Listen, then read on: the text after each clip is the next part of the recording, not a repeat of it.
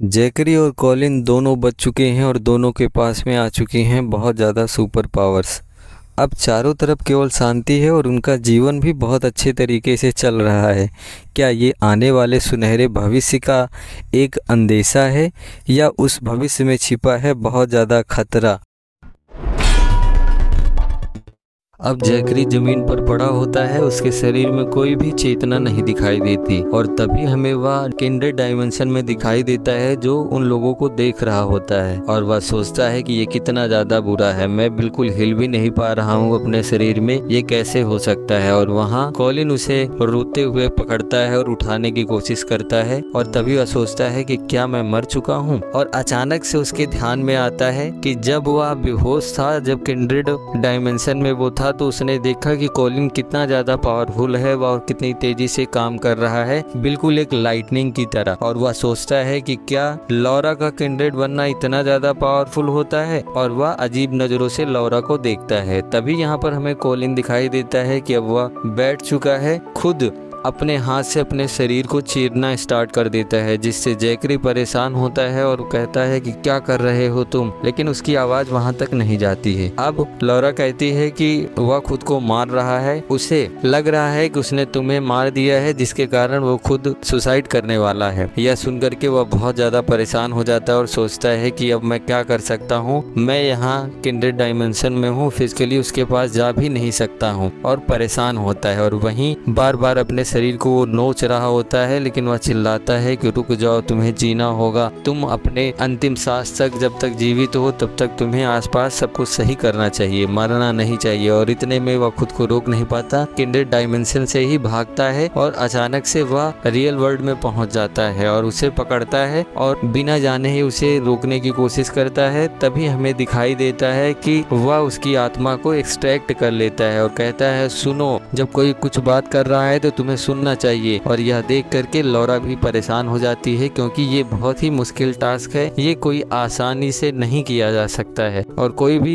Vampire इसे नहीं कर सकता है। और जिससे खुश होती है कि उसका मास्टर बहुत ज्यादा पावरफुल है और वह कहता है कॉलिन से कि आराम से मेरी बात सुनो, कोई दिक्कत नहीं है। लेकिन कॉलिन तुरंत उसे देखता है और बैठ जाता है और उसे अपना मास्टर मानता है। यह देखकर जैकरी परेशान हो जाता है। तभी लौरा कहती है कि तुम्हारा उसके साथ में स्पिरिचुअल कनेक्शन एस्टेब्लिश हो गया है, अब वह तुम्हारा पक्का वाला किंडरेड हो चुका है, अब वह तुम्हारी सारी बात मानेगा, जो भी तुम कहोगे इस शरीर से वह करेगा। लेकिन वह कहता है कि मुझे ये सब नहीं चाहिए कि कोई मेरा आदेश माने। और वह देखता है कॉलिन को और बहुत ही ज्यादा निराश होता है और वह पूछता है कि कॉलिन, क्या तुम इसके अंदर हो, क्या तुम मेरी बातें सुन रहे हो? लेकिन वह कोई रिस्पांस नहीं देता। तभी वह लौरा से पूछता है कि क्या तुम इसे ठीक कर सकती हो, जैसे मैं ठीक हो गया हूँ, मैं अपने सेंस में हूँ, उसी तरीके से इसको भी लेकर के आओ। लेकिन वह कहती है कि वह तुम्हारा किंडरेड हो चुका है, अब वह नहीं चेंज हो सकता है। लेकिन जैकरी कहता है कि मैं भी तो चेंज हो गया था, तुम्हारे किंडरेड होने के बाद में भी अभी मैं अपने सेंस में हूँ और सारी चीजें समझ सकता हूँ। और वह सोचती है कि इंसान भी कितने बेवकूफ होते हैं और वह कहती है कि इन दोनों में बहुत ज्यादा अंतर है, तुमने उसे फुल मार्क दिया और मैंने तुम्हें आधा मार्क दिया, जिसके कारण से तुम्हारा ये पूरा किंडरेड बन गया और तुम मेरे केवल अभी आधे किंडरेड हो। यह सुनकर के वह बहुत ज्यादा हैरान हो जाता है और चिल्लाने लगता है कि तुम क्या कह रही हो कि यह मेरा किंडरेड हो गया है, ये कैसे हो सकता है। और वह फ्रिज को बहुत तेजी से इधर उधर तोड़ने लगता है और कहता है कि लोग क्या सोचेंगे, जो इस कहानी को पढ़ रहे हैं या देख रहे हैं वो मुझे विलन समझेंगे, नो नो नो, इसी तरीके की वह बात कर रहा होता है। और तभी वह फ्रिज खुल जाती है, जिसे देख करके वह बड़ा हैरान हो जाता है कि इसे बहुत खोलने की कोशिश की, नहीं खुला, लेकिन अब कैसे ये खुल गया है। अब जैसे उसे खोलता है तो वहां पर उसे आइस क्यूब दिखाई देती है, जिसे देखकर वो हैरान हो जाता है और सोचता है कि एक फ्रिज के अंदर यही तो होगा और क्या हो सकता है। तभी वह आइस क्यूब को पकड़ने जाता है और वहां से एनर्जी बहुत तेजी से निकलती है और आइस क्यूब बाहर तेजी से आता है और वो कॉलिन के सर पर जाकर टकराता है और उसे एक कर्स मार्क दे देता है, जो कि बहुत ही ज्यादा वियर्ड था। और यह देख करके जैकरी को भी समझ में नहीं आता और वह पूछता है तुम ठीक हो, तुम्हारे साथ क्या हो रहा है, जिसे देख करके लौरा भी बहुत परेशान हो जाती है, क्योंकि उसे लग रहा था कि इसे कर्स मार्क नहीं मिलेगा, लेकिन अब उसे कर्स मार्क मिल चुका है। तभी वहाँ पर हमें फ्रिज अचानक से गायब होती हुई नजर आती है। कॉलिन अब धीरे धीरे होश में आता है और उसे जैकरी बुलाता है, जिसे देख करके वह खुश हो जाता है कि तुम वापस आ गए हो। तभी उसे याद आता है अपने पिता के बारे में, तो और वह पूछता है कि मेरे पिताजी कहाँ हैं। जैकरी कहता है कि वह बाहर होंगे शायद, और वह रियल वर्ल्ड में वापस आ जाता है और वह अपने पिता को जाकर के देखता है तो वो गिरे पड़े होते हैं और उनके अंदर बिल्कुल जान नहीं होता है, जिससे वह बहुत ज्यादा रोता है और उनसे माफी भी मांगता है, लेकिन वो मर चुके होते हैं। यह देख करके जैकरी भी बहुत ज्यादा परेशान होता है, उसे समझ में नहीं आता कि क्या करना चाहिए। इन सारी चीजों के होने के बाद में जैकरी खुद को बहुत ज्यादा ब्लेम करता है और वह सोचता है कि क्या मैं अभी इंसान हूँ, क्या मैं आगे इंसान बना रहूंगा। इन सारी बातों पर वह सोच ही रहा होता है, इतने में बटलर वहाँ आ जाता है और वह कहता है कि प्रिंसिपल की बॉडी वैसे आ चुकी है। जनरली किसी भी इंसान की बॉडी को जलाया नहीं जा सकता है, उसका इस्तेमाल हम खून के तौर पर वैम्पायर करते हैं, लेकिन चूंकि आप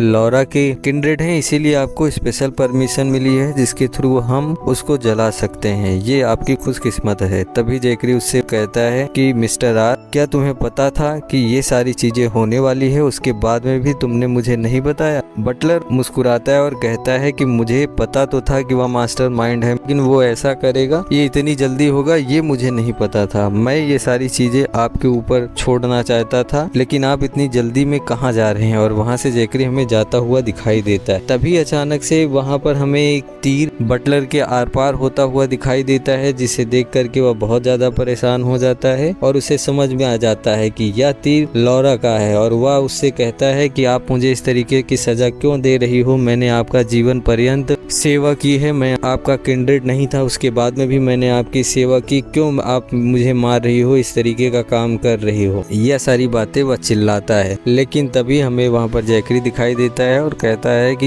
ये तुम्हारे कर्मों की सजा है, तुमने जो किया है। और हमें लौरा दिखाई देती है और वह कहती है तुम बेकार के आदमी हो, तुम्हारे अंदर कोई पावर नहीं है और तुम्हें कोई अधिकार नहीं है कि मेरे मास्टर को तुम चोट पहुंचाओ या उन्हें दुख दो, और अगर कोई उन्हें दुख देगा तो मैं उसका सफाया कर दूंगी। और यही सोचते हुए वह बटलर को मार देती है। तभी हमें सेरेमनी कंप्लीट होती हुई दिखाई देती है और कॉलिन आगे जा रहा होता है, पीछे जैकरी उसे बुलाता है। तभी कॉलिन रुकता है और वह कहता है कि क्या हुआ। अब वह कहता है कि इन अस्थियों को क्या करने वाले हो। तो कॉलिन बताता है कि मैं अपने पिता की अस्थियों को राक्षसों के साथ में नहीं छोड़ सकता हूँ, मैं इसे घर लेकर के जाऊंगा। और वो एग्री होते हैं और घर चले जाते हैं। अब दोनों जैसे ही घर पहुँचते हैं, कॉलिन जैकरी को बैठने के लिए कहता है और वह उससे एग्री करता है और वह चाय बनाने के लिए वहाँ जाता है और बताता है कि उसके पिता को चाय बहुत ही ज्यादा पसंद थी और वह ब्लैक टी बहुत ज्यादा पिया करते थे। अगर वो कहीं बाहर जा रहे हैं, चाय की पत्तियां नहीं होती थी तो वो चाय के पत्तियों को अपने साथ लेकर के जाते थे, चाहे वो जंगल में ही घूमने क्यों ना जाएं। अब इतनी सारी यहाँ पर पत्तियां पड़ी हुई है, इनका मैं क्या करूँगा, मैं तो चाय पीता भी नहीं हूँ। और वह रोने लगता है, उसका हाथ कांपता है और वहाँ पर